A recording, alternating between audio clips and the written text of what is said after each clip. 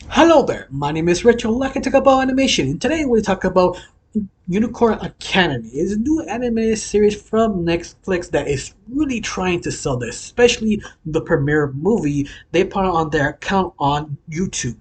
Especially the first half, the other half is on the different channel called Unicorn Academy channel. So they're trying to pitch this to grab your attention, also add subscribers on that channel. But besides that, if you're a magical girl type of person, you curious is any good, I have to say it's sort of between good but sort of trips on its feet first. It's like starts really slow because it's trying to build the world, but there is sort of a technicality in between building. They sort of struggle to build it because they're trying to introduce so many little things here there. They sort of kind of forget how to explore, explain how the world works, but yet they sort of stick the landing until the very end because how everything just sort of clicks. Like everything just started making sense in a way.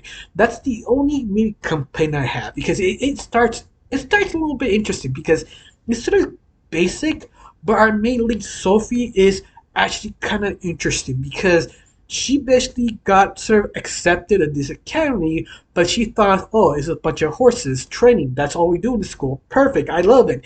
And trying to convince her mom to let her to go in the school, but her mom doesn't because he loves her husband and she doesn't want to lose her daughter. Even in that sort of age, she wanted to explore and do other things, but yet she is sort of a rebellious type of teen who wants to see the world. She wants to gobble it up.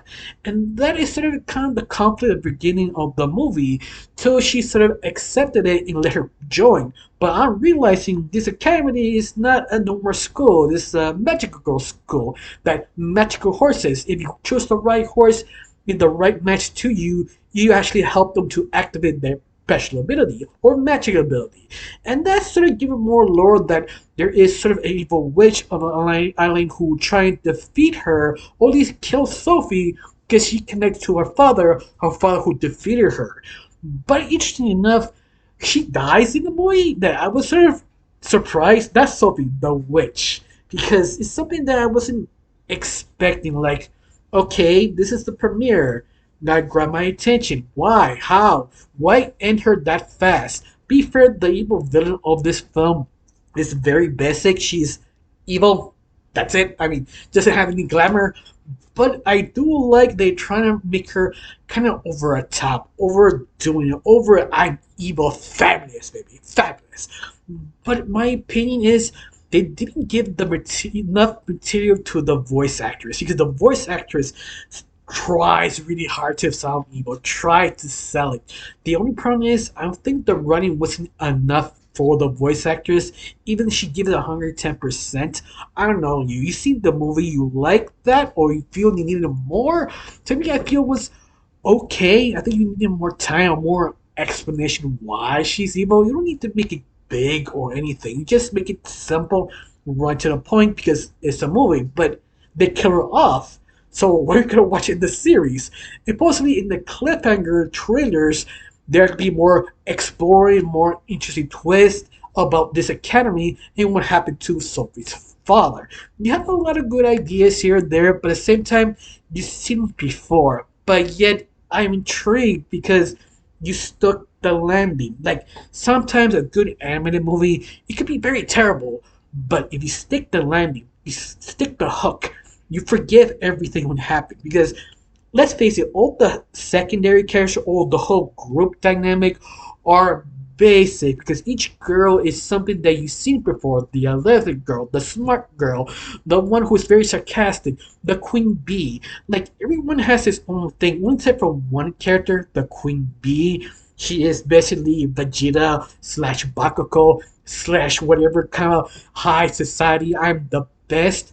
But interesting enough, I feel she's feel a little bit different than them because she is a legacy writer, that she has something to prove. She is that sort of I am the best, you just listen to me. That sort of I will not listen to you because she's basically the rival of Sophie.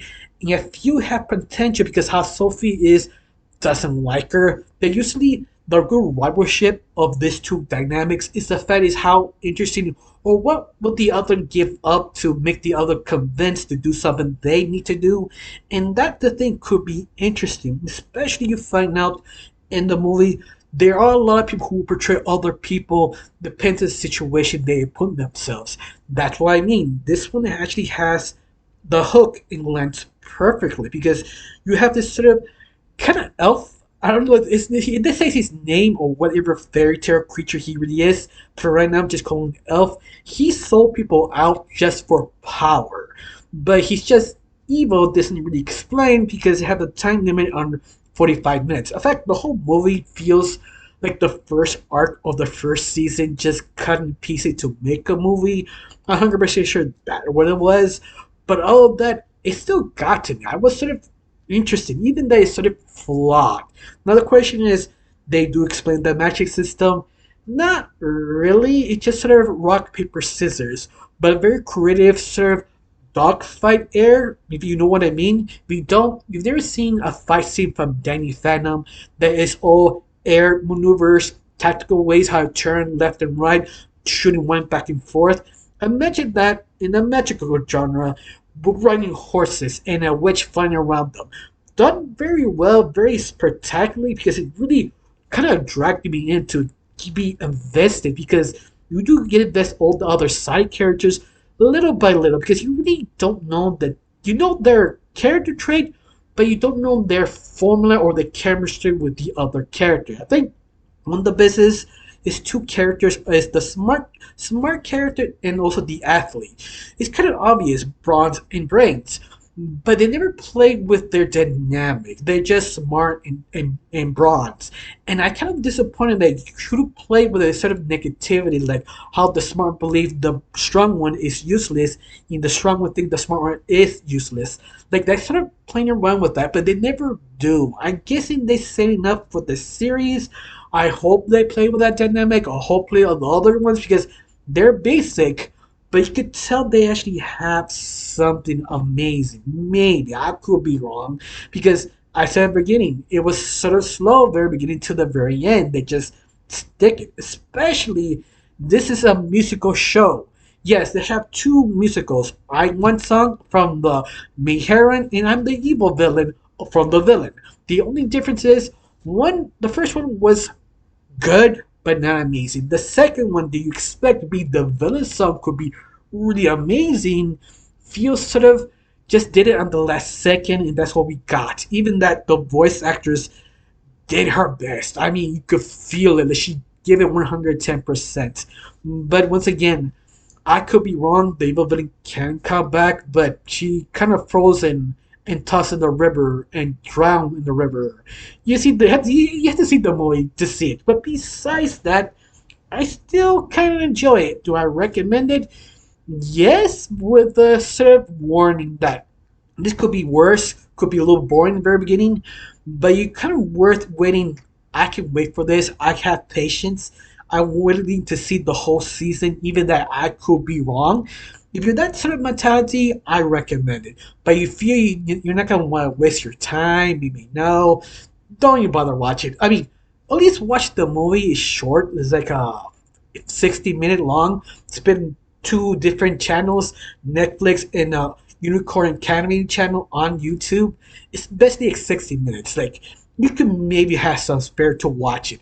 Do I really recommend the movie? Yes, if you're a magical type of person, but be warned, it's a little slow, but you do see the potential and also the mystery, even that is sort of kind of basic. Let's face it, this is basically Winx Club with horses. And I don't know you, that's amazing to you, or very terrible, or you feel that sort of cliche. You could do any or for me. I can still make it work. But at the very end, I did enjoy myself. It's not the best, but I kind of recommend it if you like magic girls. Genre with a huge baby is kind of slow. But other than that, I got nothing else to say. Just thank you for watching. Don't forget to subscribe and have a wonderful day. Bye.